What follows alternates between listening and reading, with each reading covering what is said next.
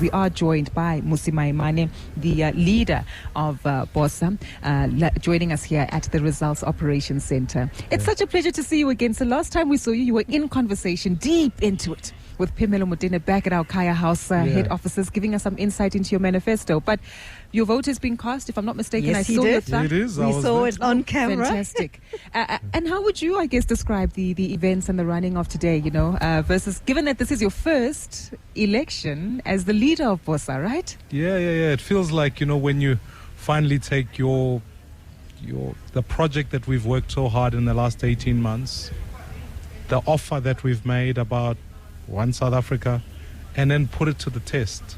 So naturally you feel nervous, but I'm feeling confident. I've had unbelievable messages from South Africans who have all made contact to say, hey guy, we voted for you. I was like, you? I was on the lines today and a guy came in there full ANC regalia, said to me, I might be dressed like this, but inside I'm building One South Africa. So it's been encouraging to hear from South Africans. I think that one of the things that I'm willing to say is I think polling has not been accurate, because I think that South Africans went to the polls today, they examined the ballot paper, they realized that they're not happy with status quo, and I think the overwhelming view, at least in speaking to people, is that there's a genuine demand for change. Yeah. You were raising issues of what people should be considering or are probably considering as they go to the ballot today. One of the things you are asking about is whether people are considering this particular leader they're going to be voting for, whether are they just going to be a one-day kind of pop-up, or are they here to stay? Do they really care about the matters, them and their issues? And you're raising that because you feel that we're not interrogating enough who we're actually voting for. Look, I think because we've become so historically accustomed to the ANC having an outright majority, we've almost forgotten that the person of the president is actually elected by the people. Sure, our system votes for a party, but at the end of the day, Parliament will meet in 2 weeks' time from now, a little bit longer than that, once the results have come out. And in there'll be a number of South Africans who are in Parliament, and of any of the 400, you could have a president coming from there, which I think South Africans, we need to spend more time asking who the person of the president is. And I think whether that person will defend our values, whether that person will, in true to the oath of president, defend South Africa and its related laws. So as I was going around today, it's also not just a referendum on the party, it's also you as an individual. How do people feel about you? Can they trust you? Do we assess whether this person has stolen money or not? So as I was going around today, also engaging the business community, really we must have a conversation about will this person steer economic fortunes going forward? So it's a moment for me. I really do think it's a moment. And maybe let's jump on that, because this is where you get me excited when you talk about the business themes and the economic environment, Mmusi.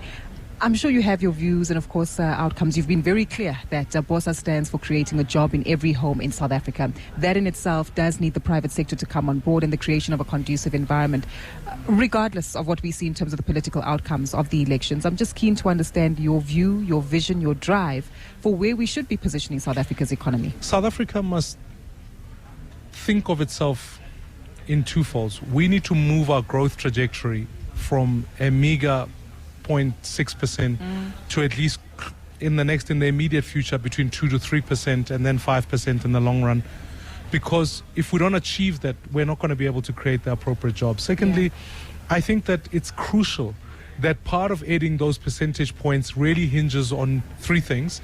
The first is our ability to be able to keep energy sustainable, because we know quite clearly that there's a suppression of GDP growth in an absence of energy. We've got to fix the logistics component of the issue. That's about infrastructure build. And then I think we've got to improve South Africa's rate of savings, because if we can help citizens and create instruments that reward citizens for doing that, we are able to purchase the appropriate growth. Lastly, I think our geopolitical relations give us an incredible opportunity. We've got a massive advantage. We're surrounded by two oceans, which means pathways for trade are vital for us. But also, it means that more than anything, Africa presents an incredible opportunity for us. There are 1.2 1.4 billion people who are going to be part of this continent Yeah. by 2040. So there's a population opportunity that sits there. We've got a young population, which means labor is coming from here. And ultimately, we've got minerals that sit here. And as globally we transition from fossil fuel to sustainable energy, Africa and South Africa presents a massive opportunity. So to me, I'm saying this is our moment, baby. We got to get it right. It's going to take a while, though. Yeah, In the short term? nothing worth doing is quick. But I certainly think that there are immediate quick wins. Yeah. I mean, let's take for one simple example. If we create a SADC grid, sustainable energy is within our grasp.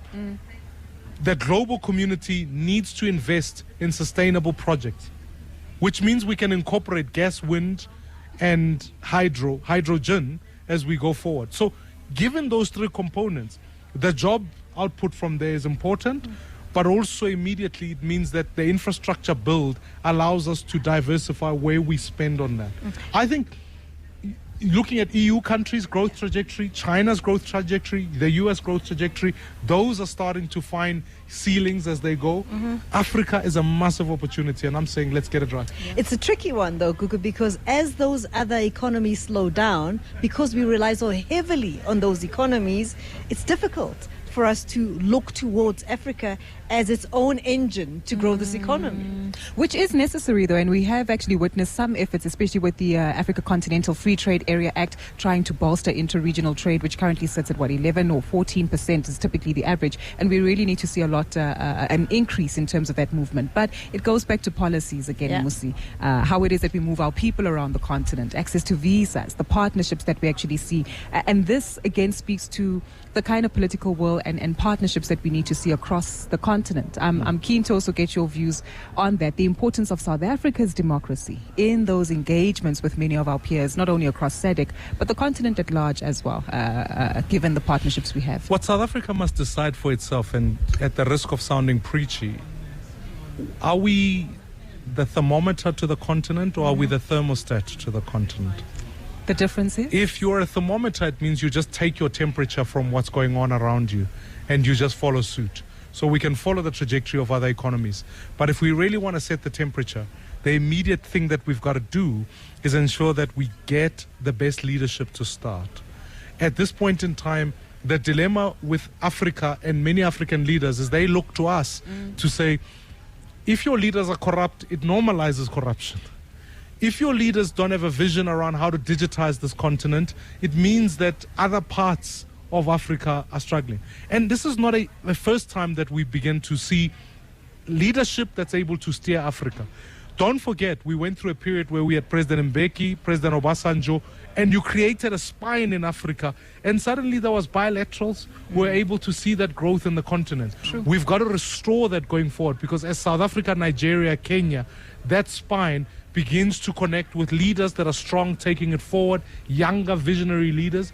And also I'm excited about the elections in Senegal. We see a young leader coming on board. Suddenly South Africa can start to think about its own pharmacology. We can begin to think about how do we move goods from, why are Nigerians drinking French wine when they can be drinking South African wine? Why are we not eating some of the foods from Africa? The adjudication of visas, actually giving effect to the Africa Free Trade Agreement, is going to take a new set of leadership that will focus on that. And I think there needs to be, if we don't get that right, if we just keep the old static 70-plus old leadership, and I'm not sounding ageist, but I just think that we're seeing too many leaders in Africa who are old, who are disinterested, and are just managing their own history.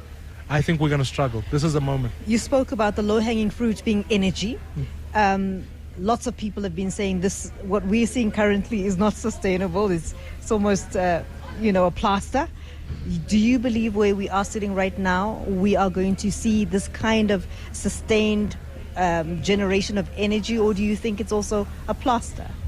I do think it's a plaster, fundamentally because I don't think we've done anything. You can't say your strategy to mitigate load shedding over a long period of time is maintenance, because that's all we've done successfully in the last while. They've created what they call the energy availability factor, just by fundamentally fixing what we currently have. When you think about Kusile and Medupe, the question we should be asking is, have we added additional capacity, or have we suppressed demand by allowing other people to get themselves off the grid?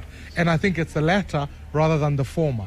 If you want growth, you've got to build for growth. And ultimately what we should have been doing is saying, how do we introduce SMRs so that you bolster your energy, your base load, so that when growth comes through, we're keeping the lights on with 0.6% growth. What happens when you've got 1% or 2% growth? It means you naturally surpass supply. So what we've got to do is now be intentional about building additional capacity, allowing mining, big mining consumers or consumers of energy to build, own, operate, so that you augment for more energy into the grid, and then you can ultimately purchase growth. Would you continue with this plan of keeping a Ministry of Electricity in place? No, that's nonsense. I think there are too many people, too many cooks in the energy pot to say that. We've got to have it directly.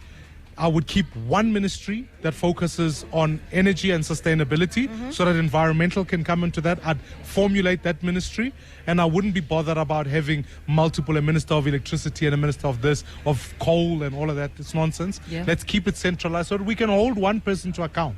So you would also dismantle, it wouldn't go in the state-owned, yes, and also by the state-owned entity ministry. I have a vision for a ministry of what I would call energy and sustainability, which incorporates environmental sustainability and the provision of energy. Set up one ministry there so that you've got a pathway that accumulates sustainability and environmental sustainability, but also dealing with the transition in energy. And out of enterprises as well. Yeah. Interesting. There is a briefing that will commence in just a moment, though, Mmusi, and we do need to let you go. But I'm just keen. Business has been very anxious, and there's a heightened level of angst.